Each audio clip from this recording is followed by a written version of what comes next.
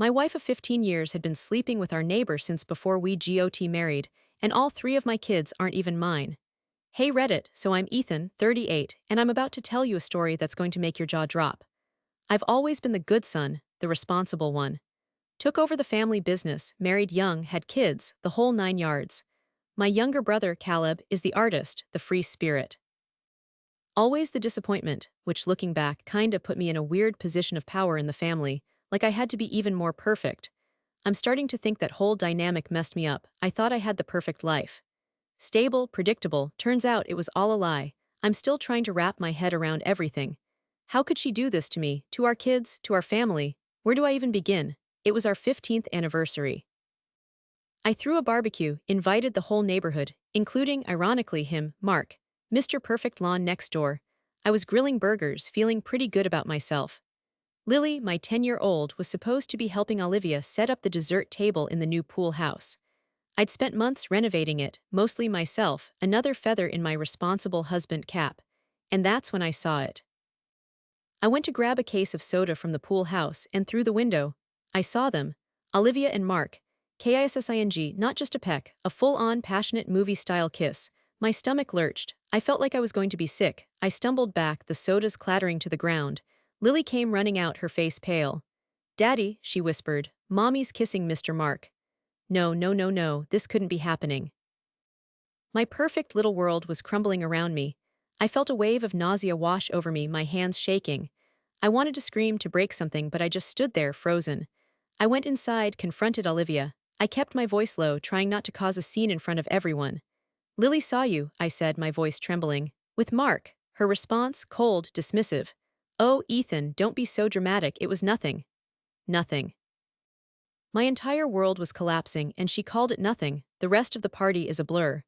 I went through the motions, pretending everything was fine, while inside I was screaming. How could she betray me like this? After everything I'd done for her, for our family, the thought of Lily seeing that, it made me sick to my stomach. That night I couldn't sleep.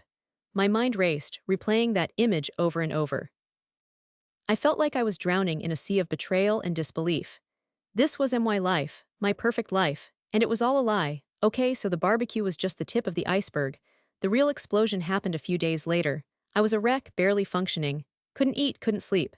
I was trying to talk to Olivia, trying to understand anything. "Olivia, we need to talk. Seriously talk," I pleaded, my voice cracking. I felt like I was begging, which made me even angrier. "About what, Ethan? About how you're blowing this whole thing out of proportion?" She snapped back, not even looking at me. She was scrolling through her phone like I was interrupting her very important Instagram feed. "Blowing it out of proportion? You kissed another man, Olivia. Our neighbor, our daughter saw you." My voice started to rise, and I could feel the panic bubbling up inside me. "It was a mistake," she muttered, still glued to her phone. "You're always so distant, so focused on that stupid hardware store. I need attention, Ethan." Attention? That's her excuse. I work my ass off to provide for our family, and this is how she repays me. I saw red. My hands were shaking so badly I could barely clench them. "So cheating is the answer," I yelled.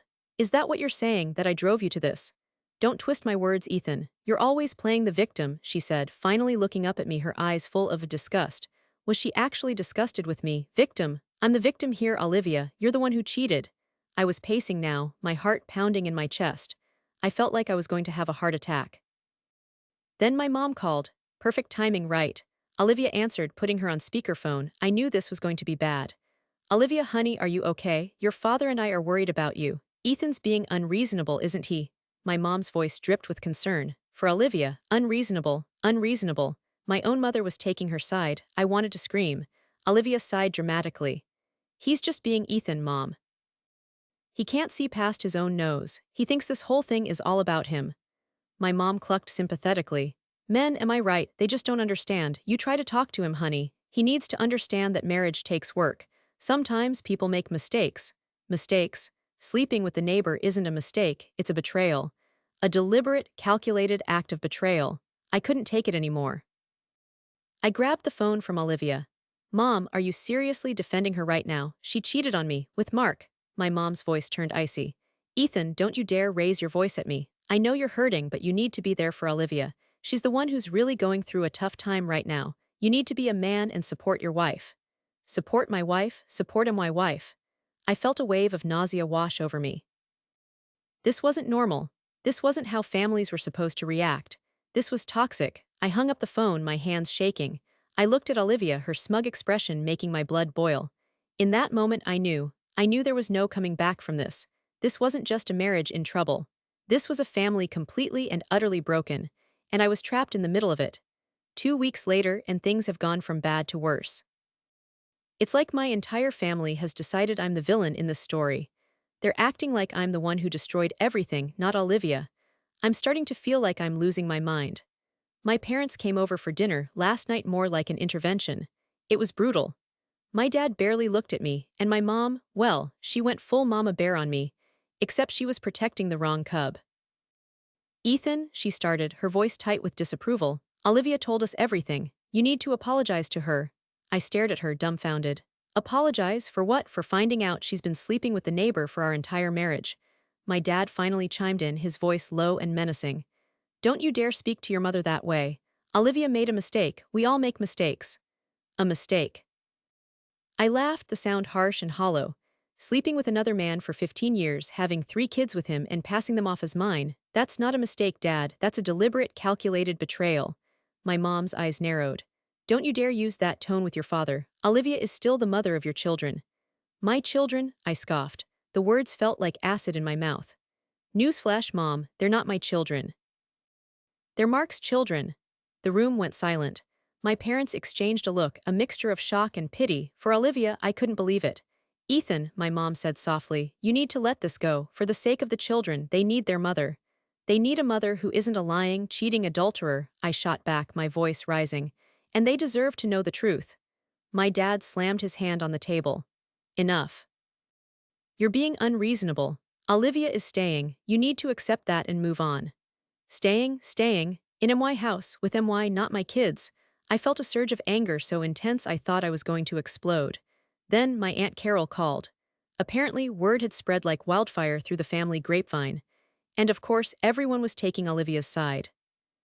Aunt Carol, bless her heart, went on a 20-minute rant about how I needed to be more understanding, more forgiving, more present.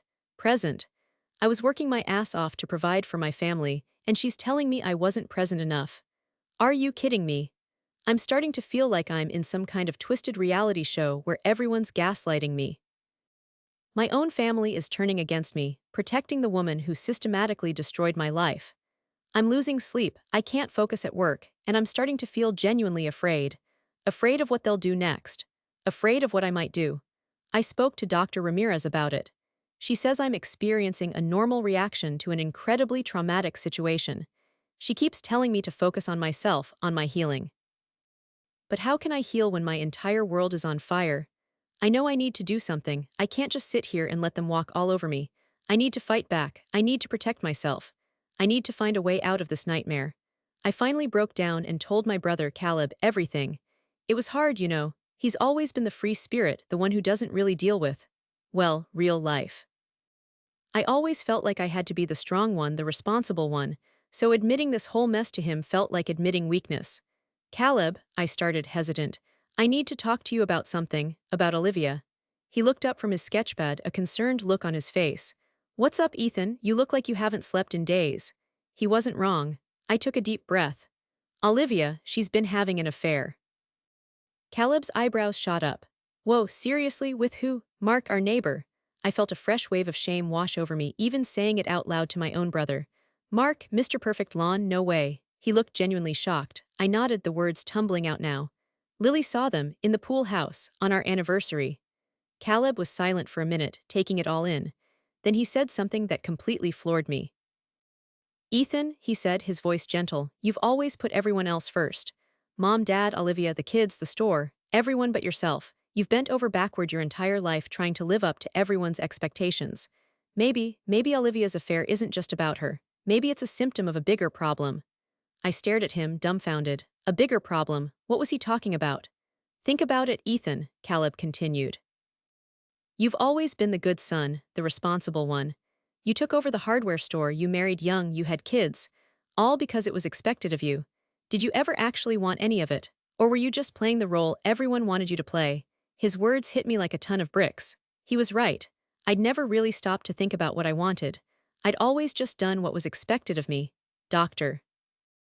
Ramirez has been saying similar things about how I need to prioritize my own well-being, but hearing it from Caleb, my own brother, the one I always felt superior to, it was different.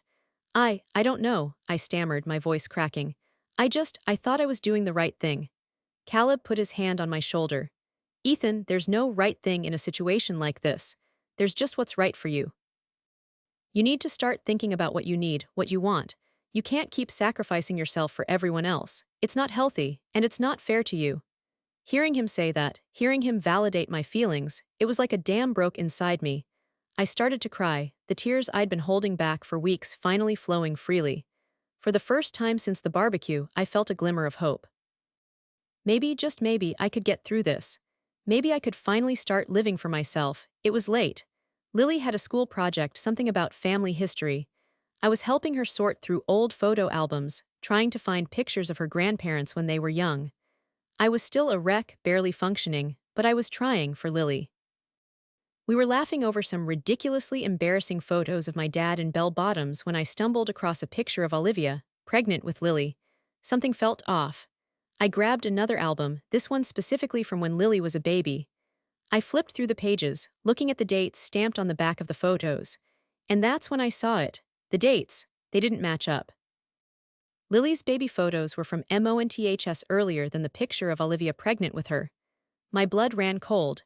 I felt a knot forming in my stomach. This couldn't be right. I started frantically searching for more photos, comparing dates, piecing together a timeline. The more I looked, the more the truth became horrifyingly clear. Lily was born almost a full year earlier than Olivia had told me. A year. I did the math in my head. Over and over, it didn't add up, it couldn't add up. The room started to spin. I felt like I was going to be sick. This wasn't just a one-time thing, this wasn't just a mistake. This was a lie, a monstrous, decade-long lie. She'd been lying to me since before we even got married. I looked at Lily, her sweet, innocent face bent over her project, completely oblivious to the bombshell that had just exploded in my world. And in that moment, something inside me snapped.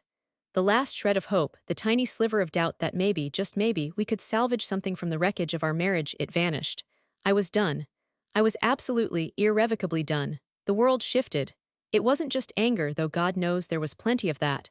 It was a cold, hard clarity. I wasn't a victim anymore. I was a survivor. I'd been living a lie for 15 years, a lie so elaborate and so insidious that it had infiltrated every aspect of my life. And I wasn't going to let her get away with it. Not anymore. My heart pounded in my chest. My hands clenched into fists. I felt a surge of power, a raw, primal need to protect myself, to protect Lily. I didn't know exactly what I was going to do, but I knew one thing for sure: I was taking control. Olivia had taken everything from me: my wife, my family, my home, my life, but she wasn't going to take my future. I was going to fight back, and I was going to win. I needed a lawyer, a good one who specialized in cases like this, one who wouldn't back down. I needed evidence. Proof. I needed to expose Olivia's lies to the world.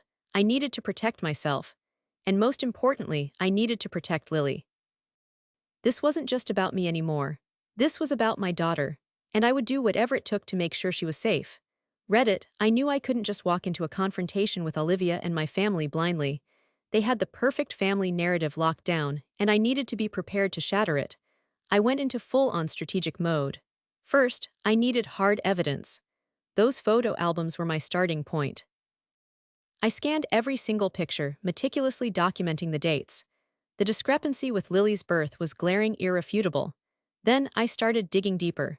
Bank statements, credit card bills, old emails, anything that could corroborate the timeline of Olivia's affair. I even found a receipt for a romantic getaway she and Mark took with friends a few months before Lily was born. Boom. Next, I needed legal counsel. A friend recommended Sarah Chen, a divorce lawyer known for her aggressive tactics and no BS approach. I laid out everything: the affair, the lies, the discrepancies in the photos. She was shocked but ready to fight. "We're going to expose this woman for the fraud she is," she said, and I felt a surge of hope. Having a professional on my side was a game changer. It made me feel less alone, less crazy. I knew Olivia would deny everything, so I needed more than just documents. Sarah advised me on the legality of recording conversations in my state. I started documenting everything. Every conversation with Olivia, every phone call with my family. I even managed to record a conversation with Mark, where he slipped up and mentioned a trip they took before the kids were born.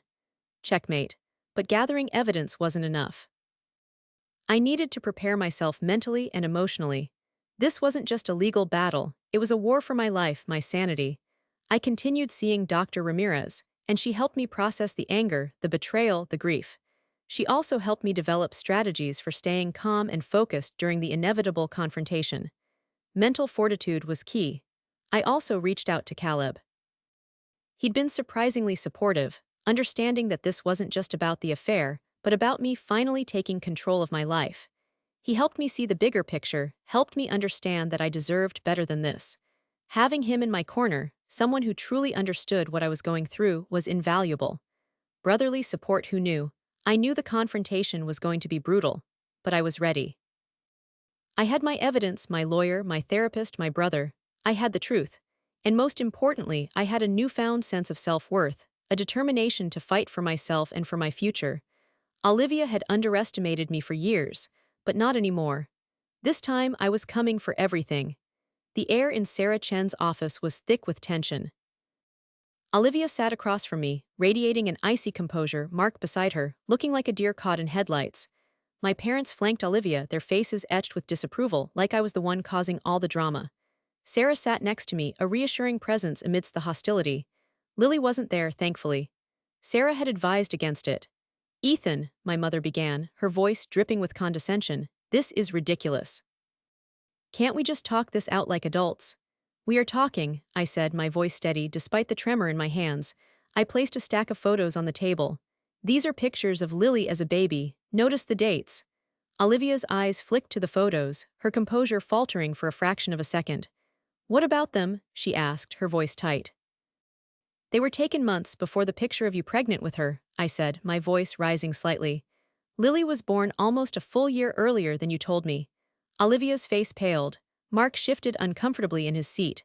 My parents exchanged a nervous glance. The power dynamic in the room began to shift. That's not possible, Olivia stammered, her voice barely a whisper. Isn't it? I said, placing the bank statements, credit card bills, and email printouts on the table.